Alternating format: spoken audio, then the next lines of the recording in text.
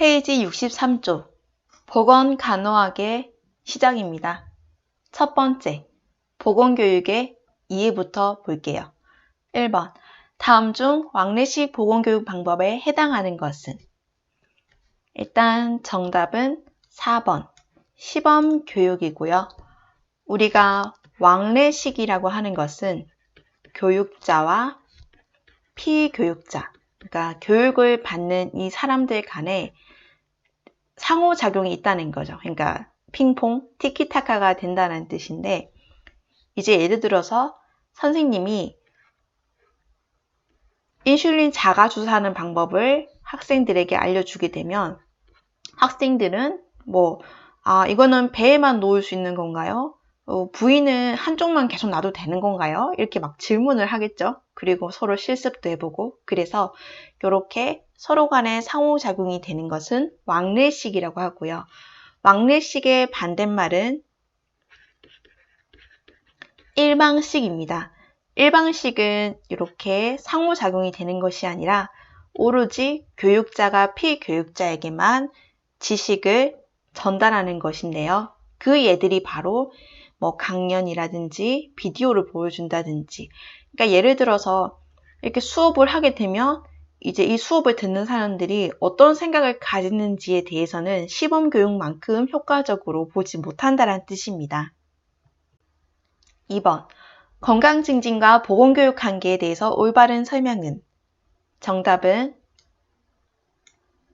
3번이라고 선택을 할 수가 있는데요. 우리가 건강증진이라고 하는 것은 스스로 건강을 예방하고 지켜나가는 것을 말합니다. 그래서 이러한 건강증진 활동 중에 보건교육이 포함되어져 있고 예방활동, 재활 등등이 안에 들어갈 수 있습니다. 그리고 건강증진 같은 경우에는 치료보다는 예방을 우선시를 하고, 아까 말씀드렸던 것처럼 보건교육은 건강증진 활동 중에 하나로 포함이 됩니다. 그리고 보건교육은 행동 변화에 영향을 미치지 않는다 되어 있는데 그것이 아니라 영향을 미치죠. 그래서 우리가 지금 코로나 때문에 예방수칙에 만약에 손 씻기, 마스크가 있다 라고 하면 이제 사람들이 외출하고 갔다 와서 손 씻기를 잘 해야지, 외출할 때는 마스크를 꼭 껴야지 라고 하는 행동 변화가 있습니다. 다음, 보건교육의 실시입니다. 1번, 지역사회를 대상으로 보건교육을 실시하고자 할 때 고려해야 할 사항이 해당하는 것은? 해당하지 않는 것은? 정답은 1번을 고를 수 있는데요. 교육자의 학습 욕구를 파악하는 것보다는 이제 교육을 받고자 하시는 분들이 어떤 것을 원하는지를 파악하는 것이 중요합니다. 65쪽 2번, 스카이 대학 캐슬. 네, 갑자기 드라마가 떠오르네요. 네. 그리고 동아리 대학생 11명이 모여서 혼전 임신, 미혼모 문제에 대해서 자유롭게 토론을 할 때 창의적이고 새로운 아이디어를 모색하고자 하는 보건교육 방법은? 정답 3번, 브레인스토밍을 고를 수가 있습니다. 이 문제는 국시에서 정말 잘 나오는데요. 우리가 보건교육을 할 수 있는 여러 가지 방법들이 있습니다. 보기에서 본 내용들을 보겠습니다. 첫 번째, 배심 토의는요.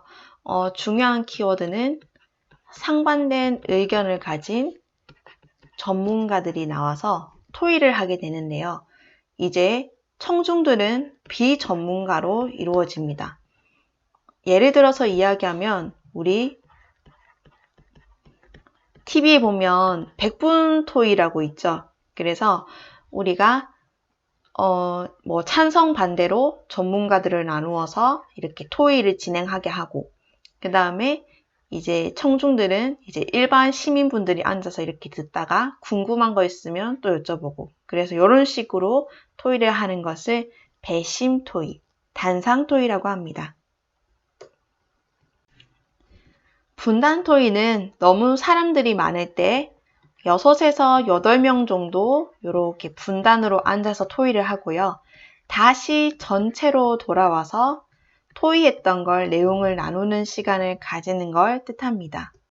그래서 분단 토의는 이제 뭐 6명에서 8명이 분단을 이루어서 토의를 한다. 이렇게 하면 선택할 수 있고요. 그 다음에 방금 우리가 봐온 문제는 브레인스토밍, 우리가 팝콘 회의 또는 이제 이게 폭풍이잖아요. 그래서 막 폭풍처럼 아이디어를 막 쏟아내는 거예요. 뭐 예를 들어서 그런 것도 있죠. 우리 친구들하고 야식을 시켜 먹을 때, 야, 뭐 먹을래? 이러면은 막 치킨, 피자, 족발, 라라라 이렇게 나오잖아요. 그래서 어떤 양적인 아이디어가 많이 필요할 때 쓰여지는 방법입니다. 그 다음에 시법은 아까 첫 번째 문제에서 말씀드린 것처럼 뭐 인슐린을 자가로 놓는 방법, 아니면은 이제 뭐 아기를 씻는 방법, 우리 일반적인 간호실기도 이제 선생님이 시범을 보여주고 학생분들이 따라하는 것처럼 그런 것들을 시범이라고 합니다. 그 다음에 심포지엄이라고 하는 것은 여기도 전문가가 나오기는 하는데요. 여기에서 특이한 건 이제 예를 들면 뭐 땡땡 병원에서 뭐 맹장염에 대한 심포지엄이 열렸습니다. 이렇게 하면은 일단 여기에 참여하는 사람들은 다 전문가예요. 그래서 의사이고 그 다음에 몇 명의 발표자들이 나와서 이제 뭐 우리 병원은 수술을 이렇게 합니다. 이렇게 얘기를 하시는데 요분들 또한 의사이고 그 다음에 옆에서 도와주는 이제 사회가도 의사입니다. 그리고 여기 이제 무대 아래에서 설명을 듣는 사람들도 모두 전문가입니다. 그래서 가끔 이제 이 배심토의랑 심포지엄이랑 헷갈려 하시는데요. 이 배심토의는 이제 전문가분들이 나와서 토의를 하는 건 맞지만 이제 청중은 비전문가이고 심포지엄은 여기에 참석하는 사람들이 모두 전문가라고 생각해 주시면 됩니다. 3번.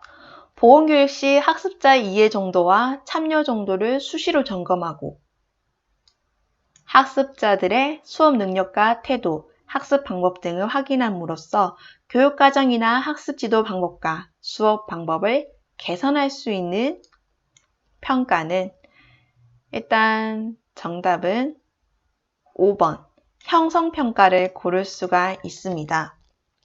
그래서 일단 보면요. 우리가 일반적으로 시험에 나오는 평가가 5가지가 있어요. 그래서 일단 첫 번째로 볼 수 있는 건 시기에 따라서 볼 수가 있는데 첫 번째 진단평가는 수업 전에 해보는 거예요. 예를 들어서 선생님이 수업을 하기 전에 여러분들한테 동물신종플루가 감염병 몇 급에 해당하는지 아세요? 이렇게 물어봤을 때 여러분들이 뭐 1급이요 이렇게 얘기를 하면은 이 사람들은 그래도 지식이 있네 이렇게 생각하거나 아니면 아직 잘 모르겠어요 이렇게 얘기를 하면은 다시 1급부터 이제 수업을 해야겠다 이렇게 생각을 할 수 있겠죠. 그 다음에 지금 예문에 나온 이 내용처럼 수업을 하는 도중에 할 수 있는 걸 형성평가라고 합니다. 그리고 그 평가들 중에서도 이 형성평가가 제일 중요한데요. 왜냐하면 수업하는 도중에 이제 학생분들이 수업을 제대로 이해했나 확인을 할 수가 있고 수업을 마치기 전에 피드백을 주어서 좀 더 땡실한 수업을 할 수 있다는 거죠. 그 다음에 마지막으로 하는 것은 총괄평가라고 수업이 다 끝난 후에 하는 것을 뜻합니다. 그 다음에 상대평가는 뭐 예를 들어서 얘기하면 1등, 2등, 3등, 4등으로 상대방하고 경쟁한다 생각하시면 돼요. 그래서 일단 상대적인 어떤 결과에 따라서 나누는 것을 상대평가. 그 다음에 절대평가는 목표치가 있습니다. 예를 들어서 우리 간호조무사 시험은 60점만 되면 모두 합격점을 드리죠. 그래서 예를 들어서 뭐 1등부터 10등까지만 준다. 이런 것은 상대평가에 해당이 되고 60점만 넘기면 됩니다. 이런 평가는 절대평가에 해당됩니다. 4번. 금년을 마음먹고 시작한 지 일주일 정도 된 성인 남성들을 대상으로 교육하고자 할 때 이 시기에 가장 적합한 교육은? 일단은 정답은 1번을 고를 수 있습니다. 우리가 보건교육을 하는 어떤 변화의 단계에 대해서 이렇게 이야기를 합니다. 계획하기 전, 계획하는 단계, 그 다음에 준비하는 단계, 그 다음에 행동, 그 다음에 유지 단계가 있습니다. 그래서 계획하기 전에는 사실 내가 금연할 생각이 아예 없을 때를 뜻합니다. 그 다음에 계획 단계는 내가 그래도 6개월 이내에 한번 금연을 해봐야겠다. 또는 한 달 안에는 내가 시작할 것이다. 그리고 행동은 한 6개월 정도 잘 지속을 하고 있고 그 다음이 이제 유지 단계라고 볼 수 있습니다.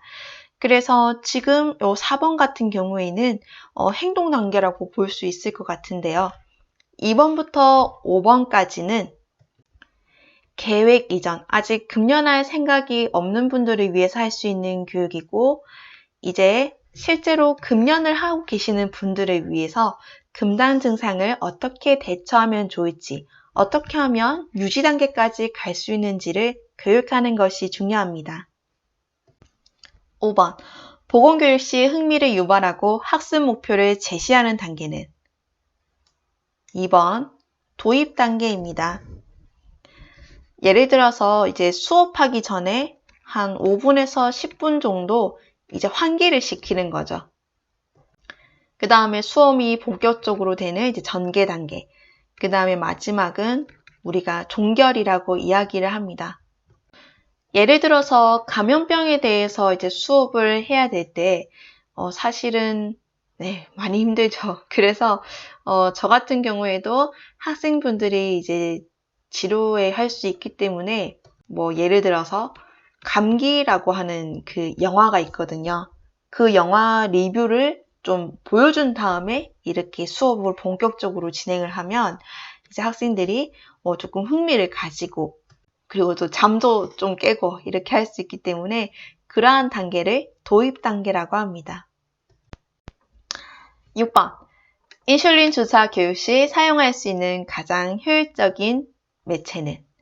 정답은 2번을 고를 수 있습니다. 사실 자가주사를 해야 되기 때문에 직접 사람한테 놓으면 제일 좋긴 하지만 또 그럴 수는 없으니까 복부 모형이라든지 팔 모형이라든지 시범을 보일 수 있는 모형으로 하면 조금 더 효율적이겠습니다. 7번. 노인을 위한 교육을 실시하고자 할 때 교육 매체 선정 방법으로 가장 적절한 것은? 3번을 고를 수 있습니다. 대상자의 교육 수준에 맞추어서 선정한다 돼 있는데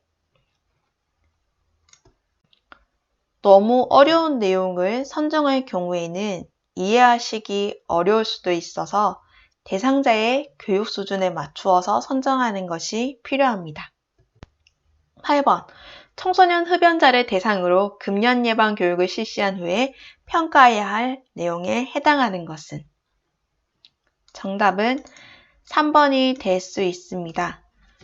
이제 준비 여부라든지 경험 정도 이런 것들은 이제 학습하기 전에 파악해야 되는 것들이고 목표를 달성했는지 그러니까 금연을 잘하고 있는지 결과를 평가해야 되는 3번을 고를 수 있습니다. 9번.